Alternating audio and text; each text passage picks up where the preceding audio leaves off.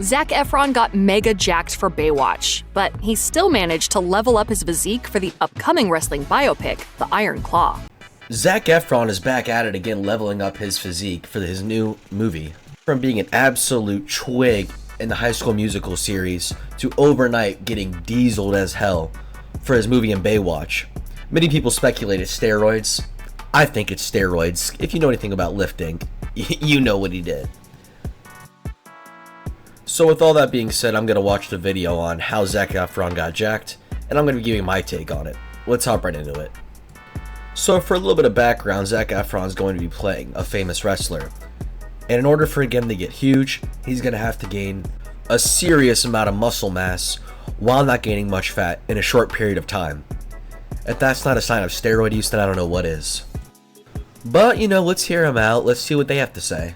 To play the part, Efron had to transform his body in a massive effort that may be on par with what he underwent in preparation for Baywatch. So there you have it. I mean, you can't make this stuff up.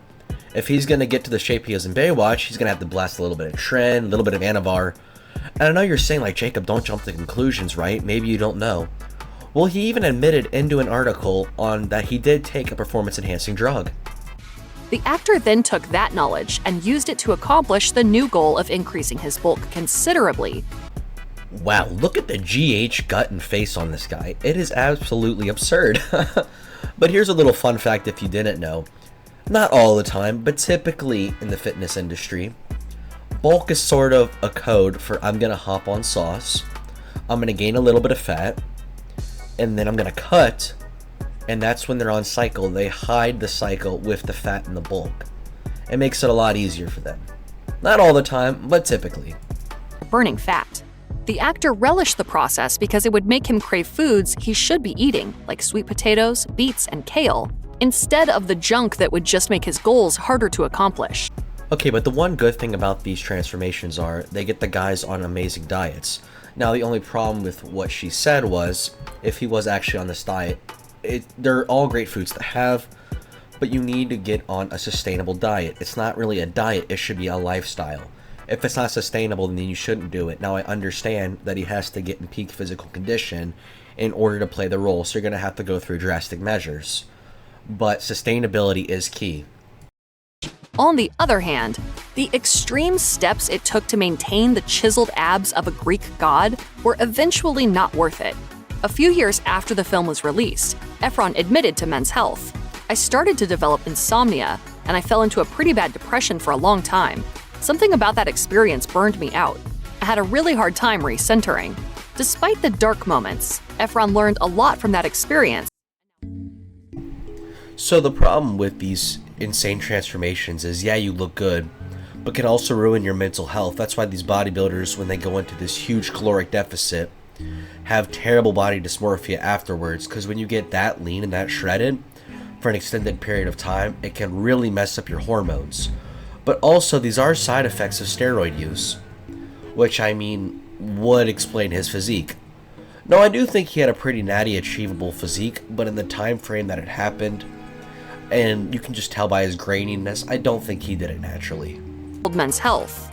Ultimately, they chalked it up to taking way too many diuretics for way too long, and it messed something up. So, Efron admittedly took a diuretic in order to play in his character in Baywatch. Now, as a diuretic isn't exactly a PED or a steroid, if he was willing to take extreme diuretics, what were the chances that he took PEDs in order to achieve this? I'd say it's pretty good chances, I'm not gonna lie. If you flashed $1 million or however much you got paid in order to do this role, you're gonna do what you have to do in order to achieve this physique. Fortunately, to play Kevin Von Erich in The Iron Claw, none of that was needed, and the actor has preferred it that way going forward. He added, "That Baywatch look, I don't know if that's really attainable. There's just too little water in the skin. Like, it's fake. It looks CGI'd. I much prefer to have an extra, 2 to 3% body fat." Well, there you go. If that doesn't say steroid use, I don't know what does. I think it is natty achievable, but to keep that physique over a long period of time with that much muscle mass, is insane. Now, I'm going to say it, I think he's still on PEDs for this role, I think he's just on a different compound, and he's in a bit more of a caloric surplus. I think he's on GH, you can tell by the face and by the gut, but hey, I could be completely wrong. There are certainly aspects of Efron's intense preparation for his Baywatch body that he will not do again for future projects, such as the use of diuretics and some of the strict dietary choices. However, going into beast mode for workouts is something he doesn't regret. For the film, he trained 2 times a day, 5 or 6 days out of the week, but that didn't seem to bother him. He explained to Men's Journal, "When I'm very careful about my fitness and have a goal in mind, it keeps me motivated and balanced. I wake up earlier. I don't feel the need to be out. That kills your day, your hobbies, and your motivation." So there's this phrase I like to use, I think Philion coined it, FNE, or fake natty energy. Fake natty energy is usually like, oh, I work out 2 times a day, I eat chicken, broccoli, and rice. You know, I use the power plate. Just classic things that people that are fake natties will typically say. Another popular phrase is hardest worker in the room, I train harder than everyone, and that's how I got this physique. You're jealous if you don't have this physique. You know, stuff like that. That same mentality came in handy for Efron as he bulked up considerably for the Iron Claw. The actor told Men's Health, "I enjoy pushing myself and really laying it all out, to the point where I kind of have to do it. Otherwise, I don't feel like myself." For his films since Baywatch, Efron has had a significantly healthier approach to meals during shoots. In a diet-focused exclusive for Men's Health, the actor said, "Sometimes when you're on set, I give myself permission now to sort of let up and eat what I need to eat. It's not..." So, I mean, this is actually pretty awesome. You know, no acting role, no amount of money is worth a lifetime of an eating disorder. The far less restrictive behavior has not only allowed him to avoid a lot of stress, but those extra calories have also been essential for the bulking up he needed to do for the Iron Claw. According to Healthline, the best way to build muscle is to eat more food than the body needs while carrying out intense weightlifting. Based on the trailer, the added calories and Efron's vigor for workouts were a highly effective combination. Now, this is true. You do need to be in a slight caloric surplus in order to gain this weight. But I just think the time frame that he did it in is a bit sketchy, I'm not gonna lie. It's very debatable, but main gaining is also a valuable option in my opinion. His veganism helped him achieve his lean build, but eventually he realized that the restrictive diet was not great for his health. With that in mind, the actor transitioned to eating habits that worked better for his body. When talking with Men's Health, he said, "I started intermittent fasting just after I stopped being vegan. My body wasn't processing the vegetables in the right way, so I decided to stop it and try something new." So to be honest, I don't think being vegan was the problem or switching to intermittent fasting was the problem. The problem was he just simply wasn't getting enough protein in order to build muscle mass, that's all. To show his commitment not to just bulking for the Iron Claw, but to using a protein-rich diet to achieve that body goal, Efron met the interviewer for Men's Health at a steakhouse in Thousand Oaks, California.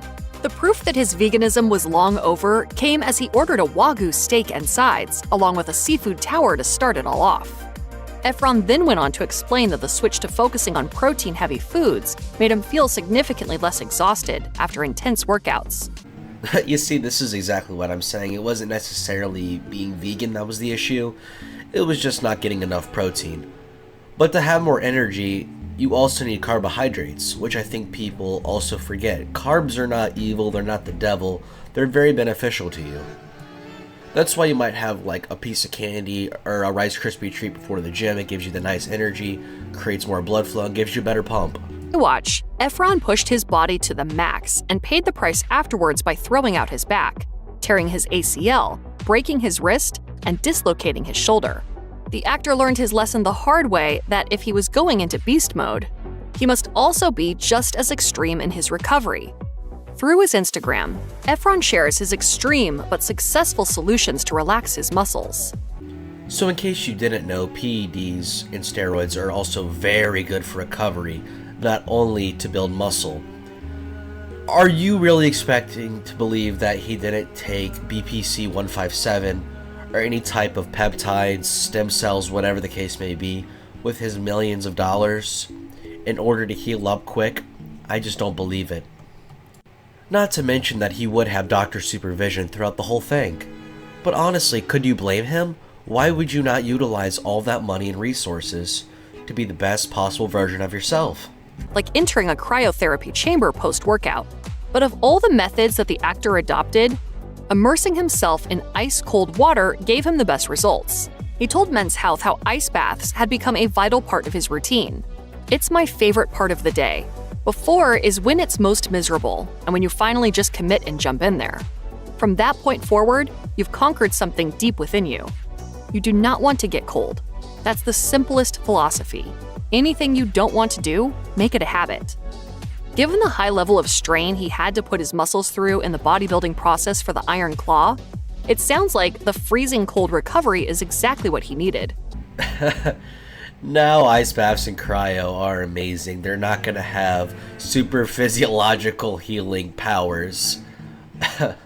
But I mean, hey, yeah, let's just say it was the ice baths and cold plunges that healed his body up, right? Almost every single day during the production of Baywatch, all Efron consumed was lean meat or fish with sweet potatoes. Although the extremely limited diet produced the desired results, he would prefer not to go that route in the future. So that was the most extreme I'd ever gone. I think I was in ketosis that entire film.